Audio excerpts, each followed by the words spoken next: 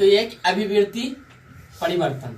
अब जैसे है ना, अभिवृत्ति का हम लोग अर्थ जानते हैं क्या होती है, तो मन होता है, मन का परिवर्तन। अब यहाँ पे पहली पॉइंट लिखी हुई है समूह में परिवर्तन। अब जैसे हम लोग ये देखते होंगे किसी भी प्रकार के व्यक्ति अगर एक समूह को छोड़ के दूसरे समूह में जाता है तो उनका जब यानी कि मन करता है परिवर्तन करने का तो वो परिवर्तन करता है। अब वहां पे देखिएगा होती क्या है कि अब उनका मन चेंज करना पड़ेगा। अब कैसे करना पड़ेगा, तो दूसरे समूह की क्या होगी कि विशेषता अलग होगी, दूसरे समूह की विशेषता अलग होगी, नियम अलग होगी, तौर तरीके क्या होंगे, सब कुछ अलग होंगे।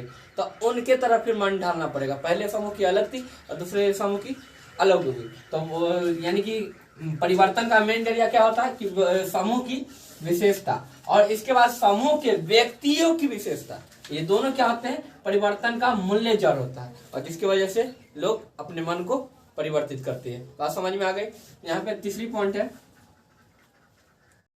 देखिए यहाँ पे लिखी अब क्या है कि निकटता। अब जैसे क्या है कि अब तो यहाँ पे पॉइंट लिखी हुई है कि अभिवृत्ति परिवर्तन मतलब मन का परिवर्तन। निकटता में क्या संबंध, जैसे यहाँ पे हम लोग ये जानते हैं कि निकटता मतलब क्या कि एक दूसरे से नजदीक होना, ठीक है। और यहाँ पे क्या था कि हम लोग की जब अंग्रेजी शासन थी ना तो काफी ऐसे बच्चे को देखी जाती थी कि निकटता नहीं होते थे। वो कहते थे कि उस जाति का है, वो इस जाति का, और उसी के लेकर क्या होती थी, मुद्दा होती थी, ठीक है। निकटता नजदीकता निकटता के यानी कि निकटता न होने के कारण भी हिंदुस्तान पाकिस्तान का बंटवारा हुआ। बताया जाता कि एस्थीमर ने बताया जाता कि उन्होंने 1943 में उन्होंने गोरे को और कुछ व्यक्तियों को साथ में रखा, ठीक है। हिंदुस्तानियों को और गोरों को, बच्चे को क्या रखा, साथ में स्कूलों में रखा। जब स्कूलों में साथ में रखा ना तो बताए जाते हैं कि उनको यानी कि बॉडियों को लेकर आस्ते आस्ते चेंजिंग आते चले गए, ठीक है। लोग भेदभाव करते चले गए और उन भेदभाव की वजह से बताई गई निकटता दूर चली गई। तो अब निकटता आएगी कैसे, तो बताई जाती है कि निकटता आने की संभावना कैसे होगी, तो एक दूसरे के क्या हो, सहयोग करे, एक दूसरे का क्या करे, सहयोग करे। यानी कि कहा जाता था कि अल्पसंख्यकों को यानी कि जो छोटे जाति है, हरिजन है, उनको कुछ आरक्षण दो और कहो समान रहने के लिए, क्या रहने के लिए, समान रहने के लिए। और बड़े के कहो कि यानी कि उनकी जाति यानी कि जाति को लेकर किसी भी प्रकार का भिन्न को, हम लोग जानते हैं सांप्रदायिकता का भी अर्थ जानते हैं, दंगा फसाद करता है। लोग क्या होते हैं, छोटी जाति को यानी कि नीच दिखाता है और उस पर क्या करता है, अत्याचार करता है। तो निकटता कब आएगी, जब हम एक दूसरे का सहयोग करेंगे। ये बात समझ में आ गई दूसरी पॉइंट में। अब तीसरी पॉइंट है लिखा कि संस्कृति कारक। अब संस्कृति कारक हम लोग यह जाने कि जैसे क्या होते हैं, किसी भी प्रकार के भिन्न भिन्न व्यक्ति जैसे होते हैं ना, भिन्न भिन्न संस्कृति वाले, भिन्न भिन्न यानी कि संस्कृति परंपरा मन का जन्म देता है, भिन्न भिन्न अभिवृत्तियों का जन्म देगा। जैसे क्या होता है, उनकी संस्कृति परंपरा रीति रिवाज जैसे सिखाएगा ना वैसे उनका मन भी चलेगा। देखिएगा कि आगे चलकर जैसे ही हल्का सा यानी कि क्या होता है कि परिवर्तन होता है, मन फौरन परिवर्तन कर लेता है। मन क्या होता है, दुनिया को, आज के युग को देखता है। जैसे हम लोग एक सुने होंगे अभी वसीम रिजवी का, वो क्या है कि उन्होंने क्या बदला, मतलब कि इस्लाम को छोड़ दिया, ठीक है, धर्म बदल दिया। धर्म कब बदला, तो क्यों बदला, तो उनका यानी कि मन चेंज किया होगा, ठीक है। या वो ये भी हो सकता है कि वो किसी और की वजह से, किसी चीज की वजह से, किसी कारण की वजह से बदला, ठीक है। या हो भी सकता है कि यानी कि काफी ऐसे कारण हो सकते हैं। तो ये समझ में आ रही है संस्कृति कारक, तो मतलब मन का परिवर्तन होना, मन का क्या होना, परिवर्तन होना। तो मन की क्या होती है, परिवर्तन संस्कृति को लेकर भी होती है। कितना देखिएगा कि पूरी तरीके से मन पे क्या होता है, उनकी उसकी संस्कृति है ना, मन पे एकदम बैठी रहती है और वो संस्कृति की परंपरा की रीति रिवाज की अच्छे तरीके से पालन करता है। और कितना देखिएगा आज हमारे भारत में क्या पता है, पहले भारत को संस्कृति परंपरा यानी कि परंपरा देश कहा जाता है और संस्कृति परंपरा देश कहा जाता है। और इसी की वजह से ये विद्वान है, काफी ऐसे देश जाने जा रहे हैं और जाने जाते थे, अब जाने जा नहीं रहे, जाने जाते थे। अब हमारे देश में क्या हो रहा है कि हर एक चीज बदल गई। जितने भी संस्कृति परंपरा लोग इधर कर रहे हैं, अपने धर्म के खिलाफ बोल रहे हैं, कोई कुछ बोल रहे हैं, तो ये संस्कृति परंपरा भी छूट रही है। मन की क्या हो रही है, परिवर्तन हो रही है। किसके खिलाफ, संस्कृति को लेकर मन का परिवर्तन हो रहा है। लोग इधर इस धर्म को छोड़ के उस धर्म में, उस धर्म को छोड़ के इस धर्म में, लोग क्या होते हैं, काफी ऐसे व्यक्ति जाते हैं, परिवर्तन करते हैं। अधिकतर लोगों को देखिएगा कि इस्लाम धर्म कबूल करते हैं। आज से नहीं यानी कि वर्षों से लोग इस्लाम धर्म कबूल करते आ रहे थे, पर कुछ एक ऐसा शख्स निकला जो इस्लाम धर्म को छोड़ के उधर चले गए। ऐसा भी मतलब इस्लाम धर्म को पवित्र धर्म भी कहा जाता है। बात समझ में आ गई, कोई दिक्कत नहीं। आपका अगला चौथा पॉइंट है मनोवैज्ञानिक कारक। आप देखिए यहाँ पे लिखिए कि मनोवैज्ञानिक, और मनोवैज्ञानिक का सोच भी है मन की परिवर्तन पे। अब क्या सोच है, तो कहा गया इसमें कि किसी भी प्रकार का, जैसे देखिएगा कि हमारा देश बंटवारा हुआ, इसके अलावा जैसे हम लोग ये देखें ना कि घर में ही क्या होता है कि अपने माता पिता क्या करते हैं, अपने बच्चों को एकदम लाड प्यार से पालते हैं, एकदम अच्छी तरीके से पालते हैं।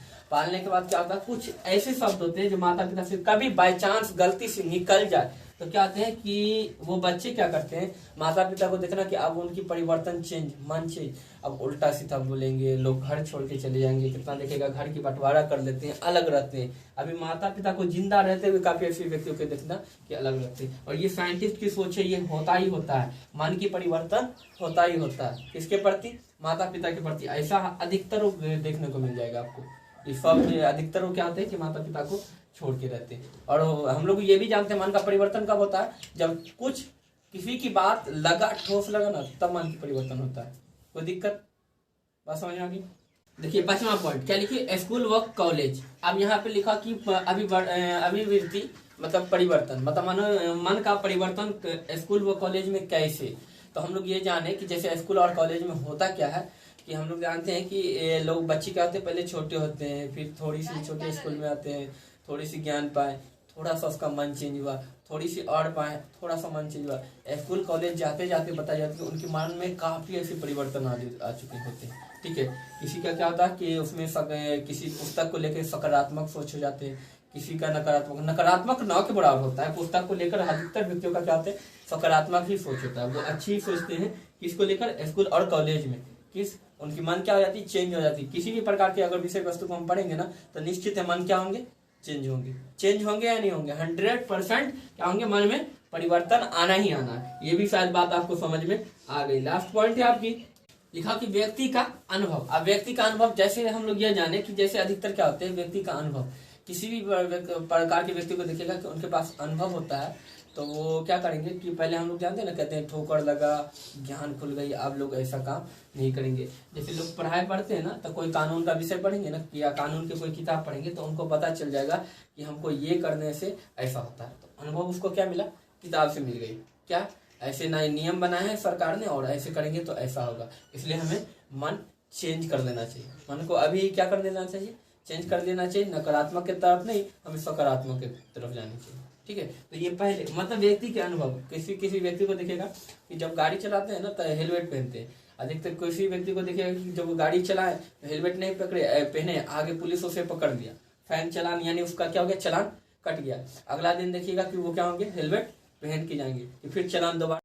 जैसे छठा पॉइंट था ना व्यक्तिगत अनुभव, वो तो शायद समझ में आ गई होगी। जैसे ठीक था, उसमें क्या था कि यानी कि अब व्यक्ति को अनुभव हो गया था क्या दूसरा बार चालान न कट जाए, इसके लेकर वो क्या हो गया कि व्यक्ति के अनुभव, वो समझ में आ गया। अब 7वां पॉइंट लिखो, समूह का दबाव। अब समूह का दबाव मतलब क्या, जैसे हम लोग देखे होंगे कि कभी कभी देखिएगा कि एक समूह बना, उस समूह में क्या होते, पूरा नियम कानून रहता, तौर तरीका रहता, और सभी व्यक्तियों को उनका पालन करता पड़ता है। सभी व्यक्तियों को उस समूह का नियम को क्या करना पड़ता है, पालन। अब इसके मन पे प्रेशर है, समूह में क्या है, प्रेशर, कि आपको यही नियम माननी है। लोग कहते हैं ना, ये मेरा नियम अच्छा नहीं, हमको कोई और चीज मानना था, ये नियम बनता तो अच्छा रहता, पर ऐसा नहीं कर सकते, ऐसा हम नहीं कर सकते। समूह में जो नियम है वो मानना पड़ेगा। इसे ही कहते हैं हम लोग समूह का दबाव। मन की परिवर्तन वही होगी जो समूह कहेगा। अगर समूह कहेगा नहीं ये नियम चेंज होगा, सभी की मन की परिवर्तन हो जाएगी। कोई दिक्कत नहीं, यहाँ तक कोई दिक्कत। अब यहाँ पे लिखी क्या है, व्यक्तिगत व अभिवृत्ति परिवर्तन, जिसमें क्या है कि इसी में जैसे यानी कि व्यक्तिगत व अभिवृत्ति परिवर्तन में ही जैसे हम लोग देखे होंगे क्या कि कभी कोई व्यक्ति होता है व्यक्तिगत मतलब कि तीव्र, यानी कि जिसका दिमाग तेज हो, ठीक है, तीव्र बुद्धि वाले, वो क्या करते हैं, हर एक चीज को जल्दी से जल्दी कर्म कर लेंगे।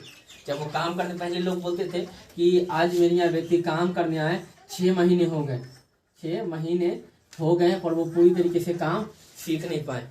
लोग 5-5 साल पहले रह के एक चीजों में क्या करते थे, जॉब करते थे, फिर जाके काम सीखते थे। पर अब ऐसा नहीं है, लगभग 2 महीने अगर किसी ठेकेदार के साथ या कहीं काम करने रह जाए ना, तो उसका पत्ते काट देते हैं, ठेकेदार खत्म। ठीक है, इतने बुद्धि के तेज अभी इंसान होते हैं। तो क्या होते हैं, मन का परिवर्तन हो जाती है। अब कभी कोई व्यक्तिगत ऐसे व्यक्ति को भी देखेगा जो जिनकी मन बुद्धि रहती है, वही व्यक्ति 5 साल तक वो सीखेंगे, या 6 महीने 7 महीने साल भर 2 साल तक किसी चीज को सीखेंगे। पर अभी जो तीव्र व्यक्ति वाले जैसे होते हैं उसका जल्दी परिवर्तन होता है बुद्धि, और जिसका यानी कि मंद बुद्धि यानी कि मद बुद्धि, मोटा बुद्धि कहते हैं, मोटा दिमाग है, तो उसे व्यक्ति ज्यादा देर होता है, उनके मन की परिवर्तन थोड़ी देर से परिवर्तन होती है। ठीक है, किसी चीज में देर से सोचते हैं। पर ये भी शायद बात का आपको समझ में आ गई होगी। व्यक्तिगत व अभिवृत्ति परिवर्तन, तो व्यक्तिगत कोई व्यक्ति किस प्रकार अपने मन को परिवर्तित कर सकता है, ये कोई दिक्कत नहीं, बात समझ में आ गई। देखिए 9 नंबर पॉइंट क्या लिखी हुई है, अपेक्षित भूमि का निर्माण। अब जैसे अपेक्षित मतलब कहने का मतलब ये हो गया कि जैसे क्या होता है, किसी भी प्रकार के देखिएगा कोई जाति पाति या किसी कोई भी व्यापारी हो ना, किसी भी जाति उति को लेकर वो व्यापार नहीं करता या अपेक्षा किसी से नहीं करता। तो क्या होता है कि व्यापारी करने वाले व्यक्ति कोई जाति नहीं देखता, कोई पाति नहीं देखता, कोई ऊंच नीच किसी को, अमीरी गरीबी किसी को नहीं देखता, और वो अपना क्या करता है, व्यापार करता है, अपना अपेक्षित करते रहता है। इसी तरीके से हम लोग भी जानते हैं, कोई सरकारी कर्मचारी हो किसी भी हो, तो हम लोग भी वहां पे जाते हैं तो कोई अपेक्षित करते हैं, वो होता है, काम मेरा हो जाती है। तो ये सब आपको समझ में आ गई होगी। ठीक है, कोई भूमि को लेकर हो, कोई खरीदार के लेकर हो, कोई बिक्री के लेकर हो, ये सब क्या करते हैं, अपेक्षित भूमि का निर्माण कर सकते हैं। उसके प्रति क्या हो सकते हैं, उनकी मांग चेंज हो सकती है। ठीक है, वो जाति पाति को लेकर ये सब ध्यान में नहीं देता है। ये बात समझ में आ गई, कोई दिक्कत नहीं। लिखी हुई है 10वां पॉइंट, समूह व माध्यम व व्यक्तिगत प्रभाव।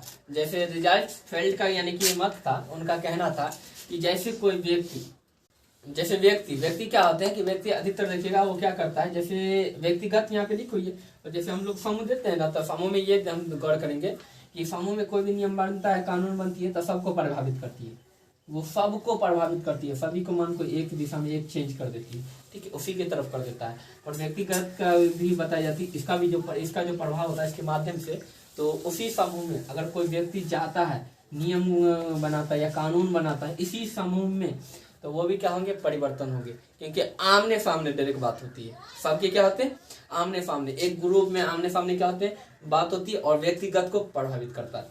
समूह क्या कर रहा है, समूह का माध्यम वो क्या कर रहे हैं, वह व्यक्तिगत को प्रभावित करता है। कौन, तो समूह किसको प्रभावित करता है, तो किसी भी प्रकार के व्यक्ति को प्रभावित करता है, उसका मन चेंज हो जाती है, उसकी मन चेंज मतलब परिवर्तन, अभिवृत्तियों का क्या हो जाता है, परिवर्तन हो जाता है। कोई दिक्कत नहीं, यहाँ तक समझ में आ रही है। इसके बाद 11 नंबर पॉइंट लिखी हुई है, प्रवचन घटक। अब प्रवचन का अर्थ हम लोग जानते हैं कि देखिएगा कि कहीं भी क्या होते हैं कि धार्मिक प्रवचन।